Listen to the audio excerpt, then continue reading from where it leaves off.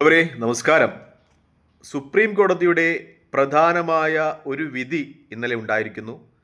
അത് രാഹുൽ മാങ്കൂട്ടത്തിൻ്റെ കേസിനെ സ്വാധീനിക്കും എന്ന രീതിയിൽ മാധ്യമ വിശകലനങ്ങൾ പുറത്തു വരികയാണ്. നമുക്കറിയാം, സമാനമായ രീതിയിലുള്ള കേസുകൾക്ക് മുമ്പേ കോടതികൾ നടത്തിയിട്ടുള്ള ഒരു വിധി അതുപോലുള്ള കേസുകൾ പരിഗണിക്കുമ്പോൾ കോടതികൾ ചർച്ച ചെയ്യാറുണ്ട്. അതുമായി ബന്ധപ്പെട്ട വിധിയായിരിക്കും പുറത്ത് വരുന്നത് എന്ന ഒരു സവിശേഷതയുമുണ്ട്. അതാണിപ്പോൾ ചർച്ചയാകുന്നത്. അതായത്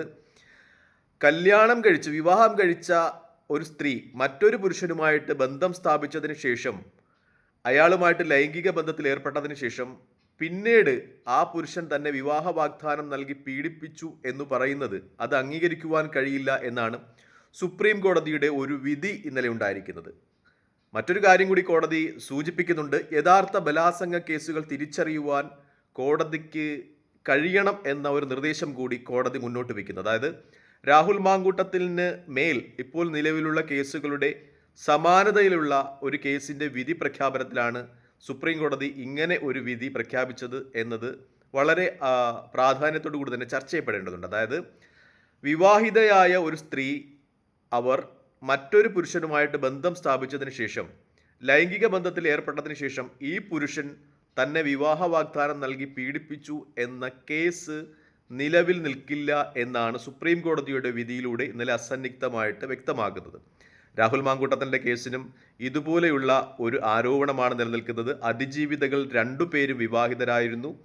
അവർ പിന്നീട് രാഹുൽ മാങ്കൂട്ടത്തിലുമായിട്ട് ബന്ധം സ്ഥാപിക്കുകയും പിന്നെ ലൈംഗിക ബന്ധത്തിൽ ഏർപ്പെടുകയും അതിനുശേഷം രാഹുൽ മാങ്കൂട്ടത്തിൽ തങ്ങളെ വിവാഹ വാഗ്ദാനം നൽകി പീഡിപ്പിച്ചു എന്ന ഒരു ആരോപണം ഉന്നയിക്കുകയുമായിരുന്നു.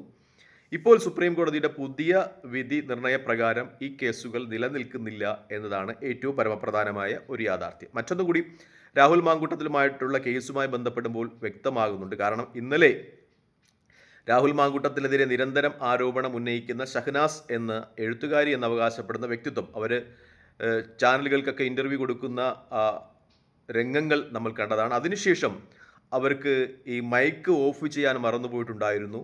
അവർ വിചാരിച്ചിരുന്നത് തൻ്റെ മൈക്ക് ഓഫാക്കി എന്നതാണ്. എന്നതിന് ശേഷം അവർ ഈ പത്രപ്രവർത്തകരോട് പറയുന്ന ഒരു കാര്യമുണ്ട്. ഞാൻ ഒരുപാടൊക്കെ പറഞ്ഞു, നിങ്ങൾ എന്നെക്കൊണ്ട് ഒരുപാട് പറയിച്ചു എന്ന്. അത് ഒരു ആശ്ചര്യമുണ്ടാക്കുന്ന ചോദ്യമാണ്. കാരണം ആരൊക്കെയോ രാഹുൽ മാങ്കൂട്ടത്തിനെ കൊണ്ട് പറയിക്കുവാൻ ശ്രമിക്കുന്നുണ്ട് എന്ന ഷഹനാസിൻ്റെ വാക്കുകൾ വ്യക്തമാക്കി തരുന്നുണ്ട്. അതാണ് അവരുടെ ആ മൈക്ക് ഓഫ് ചെയ്തു എന്ന് കരുതി അവർ പറയുന്ന വാക്കുകളിൽ നിഴലിച്ച് നിൽക്കുന്നത് നിങ്ങൾ എന്നെക്കൊണ്ട് ഒരുപാട് പറയിച്ചു, ഞാൻ ഒരുപാടൊക്കെ പറഞ്ഞു എന്നത്.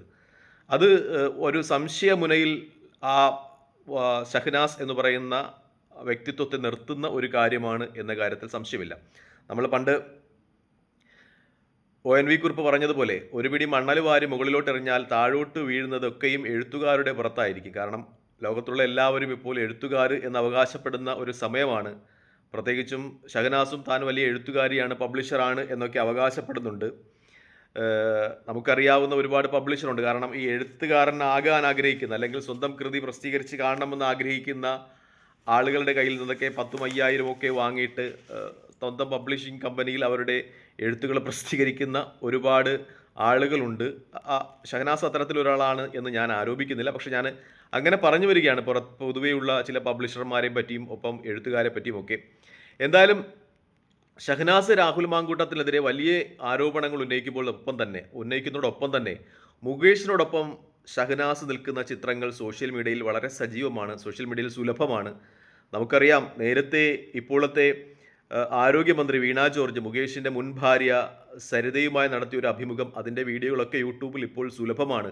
അതിൽ സരിത പറയുന്ന ഒരു കാര്യമുണ്ട്. സ്വന്തം കൺമുന്നിലൂടെ സ്വന്തം ഭർത്താവ് മുകേഷ് അന്യ സ്ത്രീകളുമായിട്ട് കിടപ്പറയിലേക്ക് കടന്നു പോകുമായിരുന്നു എന്ന് പറയുന്ന, അത്രമേൽ ലൈംഗിക വൈകൃതമുള്ള, കാരണം സ്വന്തം ഭാര്യയുടെ വ്യക്തിത്വം പോലും ബഹുമാനിക്കാതെ അന്യ സ്ത്രീകളുമായി കിടപ്പറയിലേക്ക് പോകുന്ന മുകേഷുമായിട്ടുള്ള ചിത്രങ്ങൾ സോഷ്യൽ മീഡിയയിൽ പങ്കുവയ്ക്കുന്ന ഷഹനാസ് രാഹുൽ മാങ്കൂട്ടത്തിനെതിരെ ഉന്നയിക്കുന്ന ആരോപണങ്ങൾക്ക് അതിന്മേൽ സംശയ നിഴലുണ്ട് എന്ന് തന്നെയാണ് ഏറ്റവും പരമപ്രധാനമായ ഒരു യാഥാർത്ഥ്യം. മറ്റൊന്നുകൂടി, ഷഹനാസ് ഈ ആരോപണങ്ങൾ ഉന്നയിക്കുമ്പോൾ തന്നെ രാഹുൽ മാങ്കൂട്ടത്തിൽ ആരോപിക്കുന്നു തന്നെ ഷഹനാസ് ദുബൈയിൽ പോകുവാൻ, എന്തോ സ്വകാര്യ ചടങ്ങുകൾക്ക് പോകുവാൻ നിർബന്ധിച്ചിരുന്നു എന്നൊക്കെ. അപ്പോൾ ഒരുപാട് ആരോപണങ്ങളും പ്രത്യാരോപണങ്ങളും ഈ സംഗതി മേൽ ഉയരുകയാണ്. രാഹുൽ മാങ്കൂട്ടത്തിനെതിരെയുള്ള ആരോപണങ്ങൾക്ക് മേൽ ചില സംശയങ്ങളുണ്ട് എന്ന് തന്നെയാണ് ഏറ്റവും പരമപ്രധാനമായ ഒരു യാഥാർത്ഥ്യം. പ്രത്യേകിച്ച് നമ്മുടെ നാട്ടിലൊക്കെ പറയുന്നത് പോലെ 2 കൈകൾ കൊട്ടിയാലേ ശബ്ദമുണ്ടാക്കൂ എന്ന് പറയുന്നത് പോലെ ഈ അതിജീവിതമാർ രണ്ടുപേരും വിവാഹിതന്മാരായിരുന്നു. മറ്റൊരാളുടെ താലി കഴുത്തിൽ ധരിച്ചുകൊണ്ടാണ്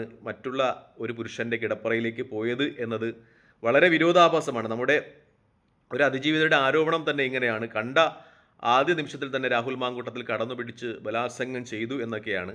പക്ഷേ ഈ അതിജീവിത തന്നെ പറയുന്നു അതിനുശേഷം അതിജീവിതയും രാഹുൽ മാങ്കൂട്ടത്തിനും ഒപ്പം ഒരു ഫ്ലാറ്റ് നോക്കുന്നതിന് വേണ്ടി ബിൽഡറെ കാണുവാൻ പോയി.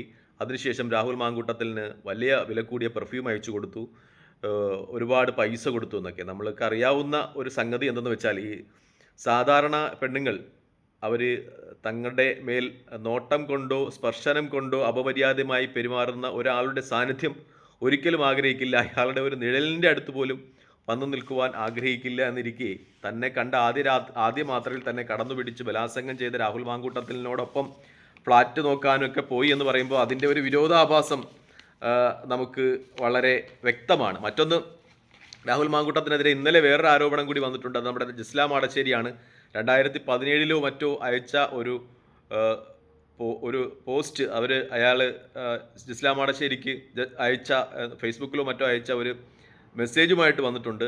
അതും സംശയമുളവാക്കുന്ന കാര്യമാണ്. കാരണം 10 വർഷം കഴിയുന്നു ആ മെസ്സേജ് അയച്ചിട്ട്. അതൊക്കെ ഇപ്പോഴും ഇങ്ങനെ സൂക്ഷിച്ചു വെച്ച് ആരോപണങ്ങൾ ഉന്നയിക്കുന്നതിൻ്റെ ഒരു ഔപചാരികത, ഒരുപക്ഷെ പ്രശസ്തരായ ആളുകൾക്കെതിരെയൊക്കെയും ഇത്തരം ആരോപണങ്ങൾ ഉന്നയിച്ച് അതിൻ്റെ ഒരു പ്രശസ്തി കൂടി കരസ്ഥമാക്കുവാനുള്ള ശ്രമങ്ങളായിരിക്കുമോ എന്നൊക്കെ സംശയമുണ്ടാക്കുന്ന നിമിഷങ്ങളാണിത്. മറ്റൊന്ന്, രാഹുൽ മാങ്കൂട്ടത്തിനെ പറ്റി പറയുകയാണെങ്കിൽ അദ്ദേഹം തെറ്റ് ചെയ്തിട്ടുണ്ട് എന്ന് വ്യക്തമാണ്. കാരണം ഒരു പ്രായത്തിൻ്റെയൊക്കെ ഒരു എടുത്തുചാട്ടത്തിൽ അദ്ദേഹത്തിന് തെറ്റ് സംഭവിച്ചിട്ടുണ്ട്. പക്ഷേ അദ്ദേഹത്തിൻ്റെ മേൽ ഏറ്റവും വേദനാജനകമായ ഒരു കാര്യം എന്ന് പറയുന്നത്, നമ്മളെല്ലാവരും ഇഷ്ടപ്പെടുന്ന ഒരു വ്യക്തിത്വമായിരുന്നു അദ്ദേഹത്തിൻ്റേത്. അദ്ദേഹം ഈ സ്ത്രീകൾ പ്രഗ്നൻ്റ് ആയപ്പോൾ ആ ഗർഭചിത്രം നടത്തുവാൻ നിർബന്ധിക്കുന്നു എന്ന് പറയുമ്പോൾ അത് അല്പം വിഷമുണ്ടാക്കുന്ന കാര്യമാണ്. കാരണം കുട്ടികൾ ഇല്ലാത്ത ഒരു കുഞ്ഞിക്കാല് കാണുവാൻ പ്രാർത്ഥനകളും വഴിപാടുകളുമായി കഴിയുന്ന ലക്ഷക്കണക്കിന് ആളുകളുള്ള ഒരു സ്ഥലമാണ് നമ്മളുടേത്. അപ്പോൾ രാഹുൽ മാങ്കൂട്ടത്തിൻ്റെ അത്തരം നടപടികൾ വേദനാജനകമാണ്. പക്ഷേ രാഹുൽ മാങ്കൂട്ടത്തിനെ ജനങ്ങൾ ഇഷ്ടപ്പെടുന്നുണ്ട് എന്നത് യാഥാർത്ഥ്യമാണ്. അയാൾ ഒരുപാട് കാലിബറുള്ള ആളായിരുന്നു. ഒരുപക്ഷെ പക്വമായി പെരുമാറിയിരുന്നെങ്കിൽ മുഖ്യമന്ത്രി വരെ ആകുവാൻ സാധ്യതയുള്ള അത്രയും രാഷ്ട്രീയ പക്വതയും അതുപോലെയുള്ള കഴിവുമൊക്കെയുള്ള വ്യക്തിത്വമായിരുന്നു. അദ്ദേഹത്തോട് എനിക്ക് പറയാനുള്ളത്, അദ്ദേഹം കേരള സമൂഹത്തോട് മാപ്പ് അപേക്ഷിക്കുക, ചെയ്തുപോയ തെറ്റുകൾക്ക് മാപ്പ് പറയുക. അദ്ദേഹത്തെ ഇഷ്ടപ്പെടുന്ന ഒരുപാട് ആളുകൾ ഇപ്പോഴും കേരളത്തിലുണ്ട്. അവരൊരു പക്ഷേ അദ്ദേഹത്തെ സ്വീകരിച്ചേക്കാം. തെറ്റുകൾ പറ്റിപ്പോകാം, കാരണം മനുഷ്യനാണ്. അദ്ദേഹം മാപ്പ് പറയുക. ഒപ്പം ഈ ബന്ധങ്ങളൊക്കെ ഉണ്ടാക്കുമ്പോൾ കുറച്ചുകൂടി ശ്രദ്ധിക്കുക. പ്രശസ്തരുടെയൊക്കെയും ഒപ്പം ചേർന്ന് എന്തെങ്കിലുമൊക്കെ ആയിത്തീരുവാൻ ശ്രമിക്കുന്ന ഒരുപാട് ആളുകളുണ്ട്. പിന്നീട് അവർക്ക് അതിനൊക്കെ കഴിയില്ല എന്ന് തോന്നുമ്പോൾ ഇത്തരം കാര്യങ്ങളൊക്കെ പേഴ്സണൽ റിലേഷൻഷിപ്പൊക്കെ കുത്തിപ്പൊക്കി ഒക്കെ കൊണ്ടുവന്ന് സ്വയം ഒരു പ്രശസ്തയാകാൻ ശ്രമിക്കുന്നവരൊക്കെ ഉണ്ട്. അതുകൊണ്ട് തന്നെ റിലേഷൻസൊക്കെ ഉണ്ടാക്കുമ്പോൾ വളരെ കൃത്യമായും സൂക്ഷിക്കുക. അത് രാഷ്ട്രീയത്തിലും സാമൂഹ്യ രംഗങ്ങളിലും സിനിമയിലുമൊക്കെ വ്യാപൃതരാകുന്ന എല്ലാ യുവാക്കളോടും എനിക്ക് പറയാനുള്ളതാണ്. തൽക്കാലം ഈ വീഡിയോ ഇവിടെ വാങ്ങിയാണ്. മറ്റൊരു വീഡിയോയിൽ കാണുന്നവരെ നന്ദി, നമസ്കാരം, ജയ് ഹിന്ദ്. വീഡിയോ ഇഷ്ടപ്പെടുന്നുണ്ട് ലൈക്ക് ചെയ്യുക, ഷെയർ ചെയ്യുക, കമൻറ്റ് ചെയ്യുക. മറ്റൊരു വീഡിയോയിൽ കാണുന്നവരെ ജയ് ഹിന്ദ്.